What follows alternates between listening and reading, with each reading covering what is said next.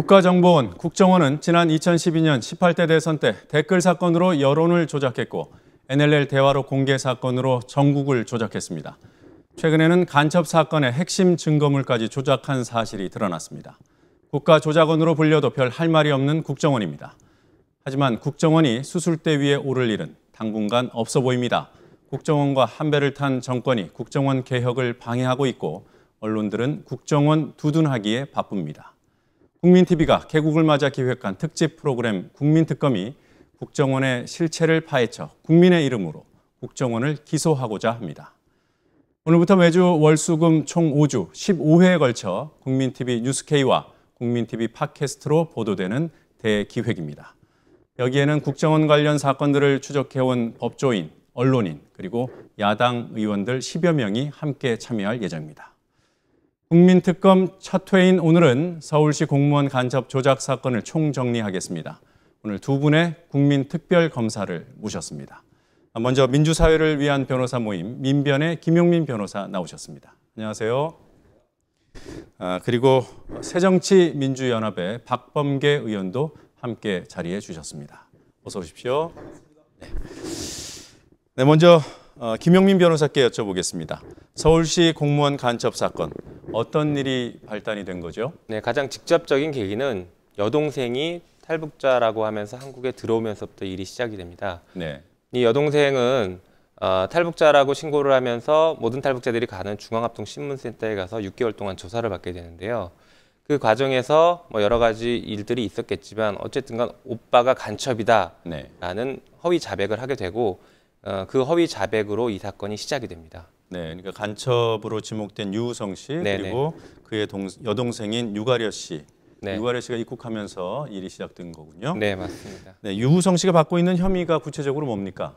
네, 뭐 크게 두 가지 덩어리라고 보여지는데요. 한 가지는 국가보안법 간첩행위, 그리고 또 다른 한 가지는 유우성 씨가 뭐 탈북자가 아닌데 허위로 탈북자 신고해서 정착지원금을 받았다라는 혐의입니다. 네. 앞선 국가보안법 혐의는 전부 무죄가 났던 사안이긴 한데 뭐 그 혐의의 가장 중요한 내용은 탈북자 정보, 200여 명의 탈북자 정보를 북한에 있는 여동생 유가려 씨를 통해서 북한에 넘겼다라는 혐의입니다. 네, 박 의원님, 예, 이런 내용들이 공소장에 다 들어있는 거죠? 그렇습니다. 네, 이런 공소 사실들을 어떻게 판단하십니까? 지금 이제 우리 김용민 변호사께서 지적한 것처럼 크게 이제 탈북 지원 정착금을 받은 부분, 그 부분은 유죄가 났습니다. 문제가 되는 것은 간첩이냐 아니냐의 문제인데 이 재판을 하신 분이 누구냐면 김용판 무죄 판결을 선고했던 이범균 재판장입니다. 네. 이 양반이 재판을 했는데 어느 뭐로 보나 간첩으로 인정할 증거가 없다라고 1심에서 판결을 했습니다. 네. 근데 중요한 것은 그 뒤에 우리가 오늘 얘기할 부분이죠. 검찰과 국정원이 사실상 간첩으로 만들기 위해서 증거를 조작하지 않았느냐. 여기에 대한 굉장한 쟁점과 의혹이 지금 떠오르고 있는 겁니다. 네. 자, 하나하나 짚어보도록 하겠습니다. 변호사님, 유가려 씨가 입국하자마자 합동신문센터로 가게 된 거죠? 네네네. 남자 수사관, 좀 무섭게 생기신 분인데 그분이 유가려 씨에 대해서 처음부터 끝까지 반말을 했습니다. 본인이 인정했던 부분입니다. 네. 그런데 공교롭게도 며칠 전에 그 국정원 수사관 권모팀장이란 분이 검찰 수사 받고 나서 모욕감을 느껴서 자살 시도를 하셨습니다. 네. 그래서 어떤 모욕감을 느꼈느냐라고 하는 뭐 질문에 대해서 뭐 여러 가지가 있었겠지만 반말을 들었다. 검사로부터 반말을 들었다. 예, 네. 그런 말을 합니다. 저는 그 부분이 공감이 갑니다. 이 사람이 반말을 듣고 피조사 대상자가 반말을 듣는 순간 공포감과 모욕감, 무력감을 많이 느끼게 됩니다. 유가려 씨에 대해서는 그런 조사가 6개월 동안 이루어진 것입니다. 반말뿐만이 아니라 유가려 씨 진술에 의하면 폭행도 있었던 네, 거고요. 맞습니다. 중앙합동신문센터, 합신센터. 여기에서 인권 침해 문제가 뭐 상당히 오래전부터 지적이 되어 오고 있습니다만 탈북자의 감옥으로도 불리더군요. 네. 앞뒤로 회령화교 유가려라는 글씨를 쓴 그런 앞뒤 표식을 많은 탈북자들이 보는 앞에서 달고 돌아다니게 했다는 거. 이것은 마치 우리가 나치에 의해서 그 침해를 받았던 소위 다윗의 별 그것을 달고 돌아다니는 그 인격권 침해 소지가 있는 거거든요. 더군다나 참고인 신문을 통해서 우리 변호사님들에 의한 변호인의 조력을 받을 권리를 원천적으로 차단했고 네. 또 진술거부권 같은 것도 당연히 보장이 안 되고 그러나 실제로는 이 합동신문센터에서 유가려 씨를 신문한 내용이 이 수사의 최초의 단서가 됐고 이번 그 재판을 한 데서도 증거로 제출이 됐습니다. 즉 수사가 이루어졌다는 겁니다. 네. 그런데 인권보호의 사각지대로 있었다는 거죠. 마치 우리가 몇십 년 전에 제가 본 영화 중에 관타나모 그 큐바에 있는 네. 테러리스트에 대한 뭐 보호시설 아니겠습니까? 그 관타나모 그 미군 해군 기지에 대해서 변호인의 조력을 받을 권리가 들어가지가 않거든요. 네. 전 세계적으로 문제가 됐죠. 현재도 문제가 되고 있고 그렇기 때문에 이 부분에 대한 법적 제도적 정비가 저는 필요하다. 네. 이렇게 말씀 좀 드리겠습니다. 자, 여기서 잠시 녹취 하나를 들어보고 진행을 하도록 하죠. 최근 국회 법사위에서 신경민 의원이 공개한 음성 파일입니다. 유우성, 유가려 이들 남매가 몇 달 동안 만나지 못하다가 지난해 3월 재판 과정에서 잠깐 만났을 때의 상황입니다. 물론 네 마음이 무겁다는 거 나도 알아. 이제 조사가 끝나면 또 합집센터에 다시 들어가야 되니까. 울지 마. 일단 눈물 닦고. 거짓말 한다고 오빠가 너를 원망하지도 않고 중모도 안 해. 국정원에서 어떤 회유가 있는지는 모르겠지만 울지 말고. 검사님이 무서운 게 아니고 대한민국에선 법이 지켜주는 거야. 재판장님이 지켜주고 너를. 어린 여자애도 독방에 갇혀놓고 하루도 아니고 10월달 11월 12월 1일까지 이런 식으로 조사하는 게 말이 됩니까 이게? 그리고 변호인을 보냈으면 변호인 한 번 정도를 만나보는 게 법적이 아닙니까 이게? 저 함께 가신 변호사 중에 그 장경욱 변호사라고 계시죠? 네네네. 검사한테 사건 조작하려니 힘드시죠? 뭐 이런 말을 했다던데 맞습니까? 네, 맞습니다. 네, 어떤 근거로 조작이라고 판단한 겁니까? 그날 그 법정에서 유가려 씨의 진술 태도를 보면 네. 누구든지 합리적인 이성을 가진 분들이라면 그런 생각을 할 수밖에 없는 상황이었습니다. 왜냐하면 한국에 살고 싶어하는 유가려 씨가 들어와서 화교신문이 밝혀진 이후에 갑자기 오빠가 간첩이라고 얘기를 하기 시작합니다. 네. 그리고 유우성 씨는 아니라고 하면서 여동생이 미친 것 같다 이렇게까지 얘기를 하고 있었고 그런 상황에서 유가려 씨가 법정에 나와서 증언을 할 때 오빠가 간첩행위한 게 맞아요라고 하는 진술들이 진술은 얘라고 하지만 태도가 굉장히 겁을 먹은 상태였고요. 예. 저 사람이 진실을 말하는 게 아니다. 억압돼 있다. 심리적인 굉장히 위축감을 느끼고 있다. 이런 것들을 저희가 아주 강하게 느꼈습니다. 그리고 증언 도중에 저희가 확인한 바로는 아까 말씀드린 영상 진술실에서 유가려 씨가 진술을 했는데 화면을 보니까 국정원 직원들이 옆에 있는 것으로 좀 보여서 저희가 그 부분을 지적을 했습니다. 결국에는 그런 어떤 심리적인 위축 상태가 계속 만들어진 상태에서 증언을 했기 때문에 저희들이 그런 얘기를 할 수가 있었습니다. 조작이다라는 얘기를. 그러니까 그 법정에서는 화면으로 유가려 씨가 진술하는 모습을 보고 들은 거예요? 네네, 그렇습니다. 그 화면상에 국정원으로 보이는 사람이 네. 있었다는 건가요? 네, 저희가 이제 사실은 영상 진술을 하는 경우가 법정에서 영상 진술을 하는 경우가 몇 가지 사유들이 형사소송법에 정한 사유들이 있는데 일단 유가려 씨가 그 사유에 해당하지 않는다라고 저희가 다퉜습니다. 네. 그러다 그 부분에 대해서 법원이 기각을 해서 영상 진술실에서 증언하는 것까지는 허용이 돼서 진행이 되고 있었습니다. 그런데 진행하다 보니까 옆에서 누군가가 휴지도 주고 이렇게 인형 같은 것도 주고 담요도 주고 자꾸 이런 모습이 나옵니다. 영상에서. 그래서 저희가 저 옆에 누가 있는 것이냐, 혹시 국정원 직원이냐 물어봤더니 국정원 직원 맞다. 두 명이 있었던 것 같더라고요. 그래서 저희가 내보내게 했습니다. 박 의원님도 이런 증거 보전 절차 이번 1심에서 진행됐던 이 절차에 문제가 있다고 보시는지요? 크게 이제 세 가지 정도로 저는 좀 문제가 있다고 보는데요. 네. 첫 번째는 아까 제가 예를 들었습니다. 예를 들어서 김근태 전 장관께서 남영동 대공분실에서 고문을 당했는데 그 고문을 당한 딱지, 그거는 예를 들어서 한 달이나 두 달이 지나면 없어지지 않겠습니까? 그런 경우를 대비하기 위해서 또는 내일 모레 중요한 증인인데 내일 모레 운명할 지경에 이르는 그런 위급한 환자다. 그런 경우에는 긴급성 때문에 이제 증거 보존을 해야 됩니다. 네. 그런데 아무리 살펴봐도 유성 씨의 간첩 혐의에 대한 입증 증거로서 동생 유가려를 신문해 가지고 자백을 받았다는 얘기예요. 네. 그 자백을 받은 내용을 증거 보존의 방법으로 미리 만들어 놓겠다는 겁니다. 아무리 봐도 유가려 씨가 내일 모레 돌아가실 분도 아닌 거고. 네. 더더군다나 유가려 씨가 흔적이 없이 사라질 사람도 아닌 거고. 그래서 첫째로 이거는 긴급성이 없기 때문에 아마 변호인께서 다퉜을 겁니다. 근데 판사가 개념 없이 그것을 기각을 한 거죠.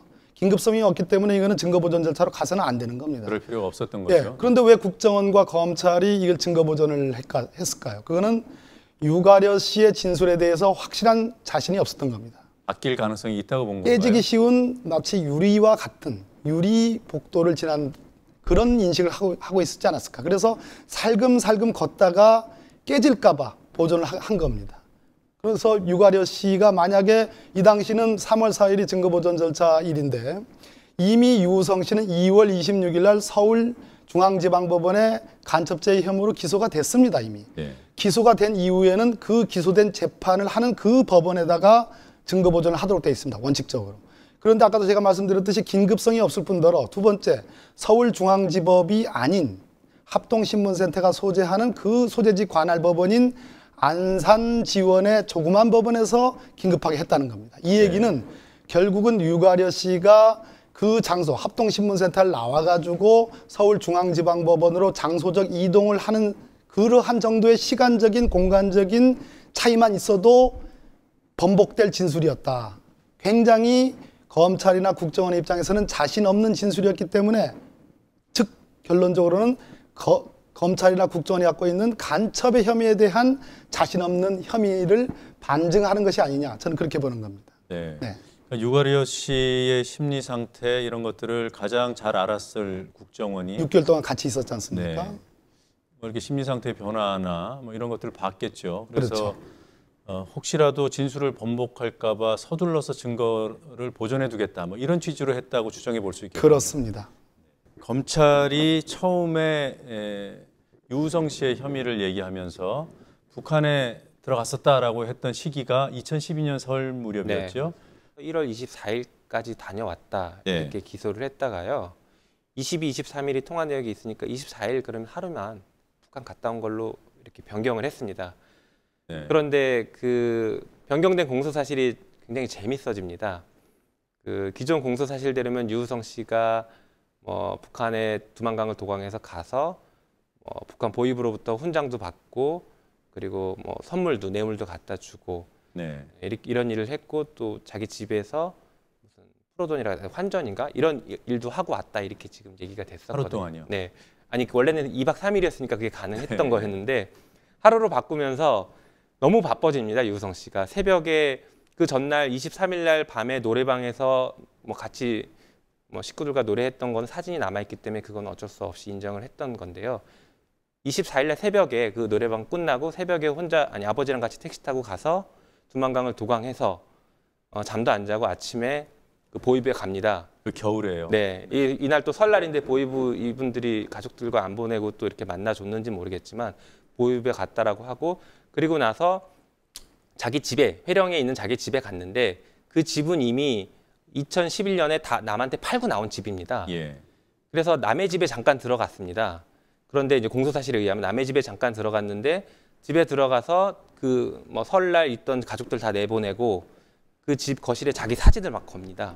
사진을 건 다음에 누가 환전하러 오니까 만나서 환전을 해주고 네. 그리고 그날 밤에 다시 혼자 두만강을 넘어서 연길에 와서 또 지인들과 같이 술 마시고 밤새 놀고 이런 행동을 했다라고 이제 검사가 얘기를 하고 있죠. 유성 씨가 슈퍼맨인 모양입니다. 네. 그러니까 1월 24일에 북에 갔다는 증거가 있는 것이 아니라 그렇죠. 통화 내역. 북에 안 갔다는 증거가 공교롭게 요날 없어서 네. 이날 북에 간 것으로 이렇게 네. 공소 사실을 변경한 거군요. 네, 사실 그런데 24일 날 같이 있었다라는 다수의 증언들이 있었습니다. 그럼에도 불구하고. 네. 네, 알겠습니다. 네, 최근에 드러난 더 심각한 조작 증거들 얘기로 넘어가도록 하겠습니다. 검찰도 중국 대사관 측의 위조 여부를 확인해달라고 얘기를 했다고 하면 언뜻 네. 들을 때 검찰이 적어도 그때까지만 해도 당당한 게 아닌가 이런 생각이 듭니다만 네. 글쎄요, 박 의원님. 네. 국정원이 다 개입해서 만든 증거를 검찰이 이제 대신 제출하는 그런 절차지요. 네네. 그렇지만 검찰이 사전에 그 증거가 맞는지 확인하는 과정을 거치지 않겠습니까? 당연한 겁니다. 네. 그럼 검찰이 알고도 위조된 것을 알고도 제출했다 이렇게 보시나요? 충분히 그런 합리적인 의심을 품을 만하죠.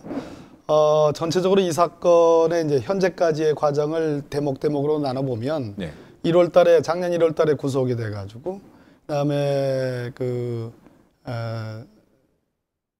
2월 26일 날 기소를 했죠. 2월 26일 날 기소를 하고 3월 4일 날 아까 말씀드렸던 증거 보전 절차가 있었고 그 재판을 쭉 진행하다가 작년 6월 달에 검찰이 정식으로 중국의 길림성 공안청을 통해서 출입경 기록에 문제점이 있는지 없는지를 조회를 받으려고 했습니다. 근데 네. 그것이 거부당했죠. 그 점이 대단히 중요하다고 생각합니다. 그리고 공소장 내용만에 의하더라도 아까 출입 네. 2006년 5월 27일부터 6월 10일까지의 이제 북한으로 들어갔느냐에 관한 정황인데 거기에 대해서 입으로 되어 있는 원래의 진본에 나와 있는 출입경 기록이 검찰이나 국정원이 입수해서 갖고 있었느냐 없었느냐가 큰 쟁점입니다. 네. 그런데 공소장에 보면은 도강하는 방식으로 북한에 들어갔다라고 되어 있습니다. 두만강을 도강해서. 이 얘기는 국정원과 검찰이 그 입으로 되어 있는 진짜 출입경 기록을 갖고 있었고 그걸 확인했다라는 강력한 반증입니다. 왜냐하면 실제로 검문소를 통해서 합법적으로 정식으로 출입을 했다라면 그것에 대한 확신이 있었다면은 두만강으로 도강했다라는 그런 공소 사실을 쓸 이유가 없는 거죠. 그 부분은 제가 조금만 더 설명을 드리고 싶은데요. 기존에 이렇게 중국에 사실조회를 신청하면 회신이 거의 오지 않습니다. 그렇기 때문에 아마 검찰이나 국정원도 당연히 회신 오지 않을 것이다라는 예상을 했을 것입니다. 그렇기 때문에 자신 있게 이렇게 위조 증거도 냈던 것이었고요. 저희들이 그렇죠. 밝힐 방법이 없을 것이다라고 예상을 했을 것입니다. 네, 그렇죠. 중국 정부 차원에서는 또 한국과의 외교 관계도 생각해야 될 것이고 탈북자 문제는 개입 안 합니다. 중국은. 네.